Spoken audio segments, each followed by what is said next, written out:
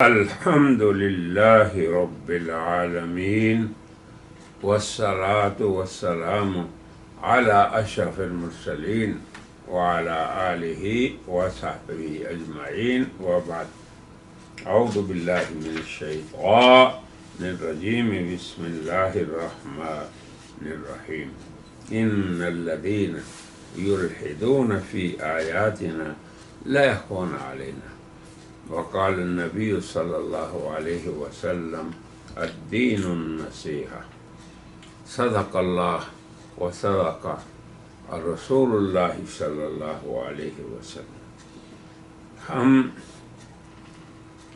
اپنی کتاب جو اردو میں ہے الدین النصیحہ، اس کی چوتھی بحث میں داخل ہو چکے ہیں، جس میں ہم نے اس عنوان سے کچھ بات پہلے کی تھی کہ مرزا غلام احمد قادیانی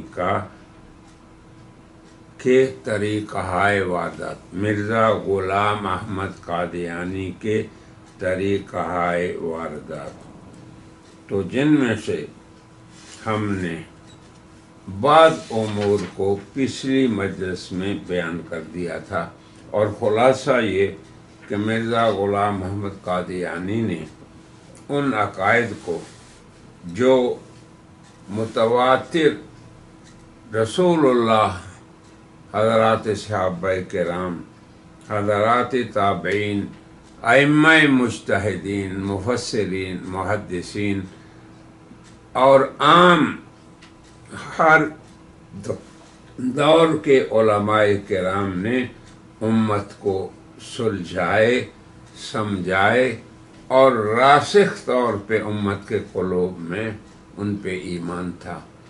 من جملہ ان کے حضرت عیسیٰ علیہ السلام کا رفع، ان کی حیات اور ان کا دوبارہ دنیا میں آنا. اور مرزا نے اس کا اقرار بھی کیا کہ میں ان سب عقائد کو ماننے والا ہوں. اس کا حوالہ بھی ہم نے پیش کیا، مگر مرزا صاحب نے نئے عقائد جو اختیار کیے وہ اس کی بنیاد کیا تھی؟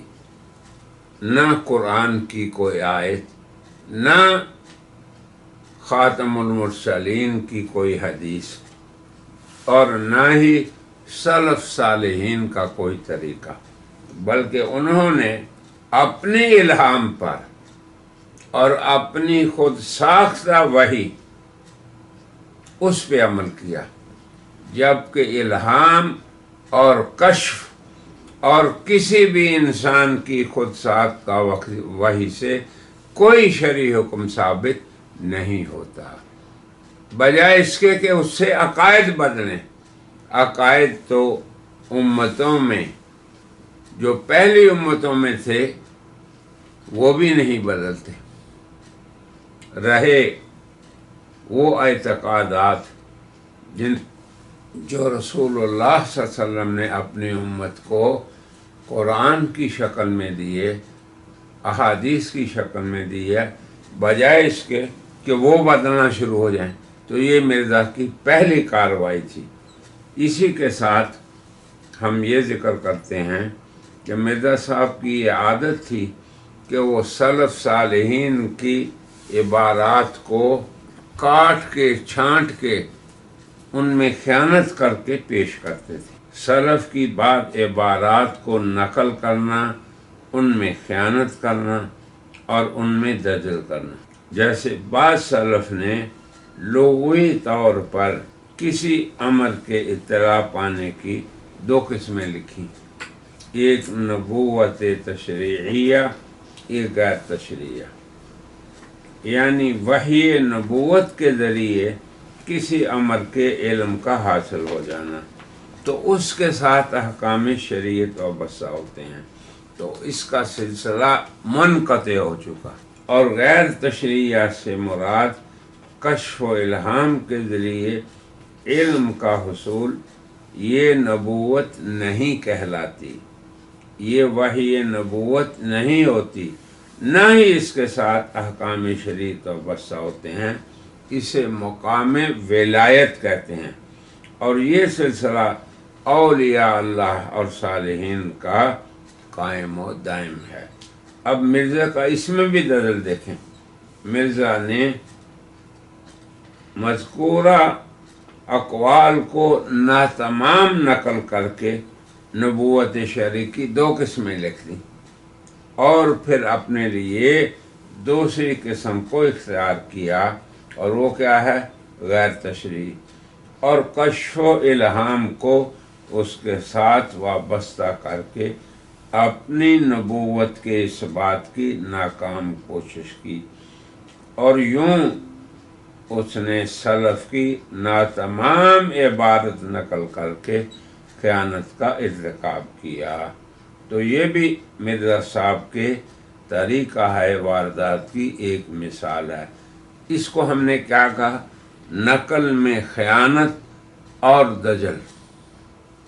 اگر کسی صاحب نے یہ لکھا ہو کہ کسی علم کے حصول کے 2 ذریعے ہیں، ایک وحی اور دوسرا کشف، اور وحی کو نبوت تشریعی کہا ہو اور کشف و الہامات کو غیر تشریعی، تو پوری بات یہ بتانی چاہیے کہ وحی شریعت جو ہے وہ بند ہو چکی ہے، اور اللہ کی طرف سے جبریل علیہ السلام اب ایسی وحی کو لے کے نہیں آئیں گے۔ دوسرا طریقہ واردات مرزا کا سنیے، مسلمات میں تشکیک کی غرض سے تجدید کے نام پر نصوص میں تحریف۔ اور یہ جو عقیدہ شروع سے آ رہا تھا وہ بات پرانی ہو گئی اور ہم دین میں تجدید کر رہے ہیں، حالانکہ کتاب و سنت سے ان کی وہ مراد جو اللہ اور اللہ کے رسول نے لی، اور جو مراد منتقل ہوئی رسول اللہ سے ہم تک، اس کے مقابلے میں کسی شخص کی رقیق تعویل یا گمراہ کرنے والی تحریف کی کوئی حیثیت نہیں ہے۔ تو مرزا صاحب نے اپنی بات کو پیش کیا تجدید کے نام سے، حالانکہ وہ خالص تحریف ہے۔ تو یہ دوسرا طریقہ واردات ہے مرزا صاحب کا، تحریف اور تعویل برائے تشکیک۔ اب اس کی ہم آپ کو بعد مثالیں پیش کرتے ہیں۔ قرآن حکیم میں ہے، سورہ اعراف آیت نمبر 35، ارشاد باری تعالی، یا بنی آدم اما یأتینکم رسل منکم یقصون علیکم آیاتی، اے بنی آدم اگر تمہارے پاس تم میں سے رسول آئیں اور تمہارے سامنے میری آیات کو بیان کریں۔ اب یہ دیکھیں ایک آیت ہے، اب مرزا صاحب نے اس کے اندر کیا تجدید پیش کی اور کیا اس آیت کی تحریف کی۔ اس آیت کے اندر اللہ کا تو یہ ارشاد ہے، اے بنی آدم تم میں میری طرف سے رسول آئیں تو تم میں سے جو ان کی اتباع کریں گے ان کے لیے یہ انعامات ہیں، اور جو ان کو جھٹلائیں گے ان کے لیے یہ سزائیں ہیں۔ تو اب اس آیت کو جناب مرزا صاحب نے نبوت کے جاری رہنے پہ اس آیت سے استدلال کیا، جبکہ حقیقت حال یہ ہے کہ یہ آیت کبھی بھی قادیانیوں کے ادعا کی دلیل نہیں بن سکتی، نہ ان کی خصوصی نبوت ذلی بروزی غیر تشریعی کی دلیل بن سکتی ہے، جو کہ ان کے ہاں اکتساب سے ملتی ہے، اور نہ ہی اس آیت میں کسی مخصوص فرد بنی آدم کی نبوت کا ذکر ہے۔ اگر بالفرض و تقدیر یہ اجرائے نبوت کی دلیل بنتی ہوتی تو مرزا قادیانی کی نبوت کی پھر بھی دلیل نہیں بنتی۔ کیوں کہ یہ آیت بنی آدم میں مطلقاً نبوت کے سلسلے میں بیان کے طور پر وارد ہے، اور مرزا کی نبوت مطلقہ نہیں بلکہ اس کی نبوت مخصوصہ ہے۔ تو مطلق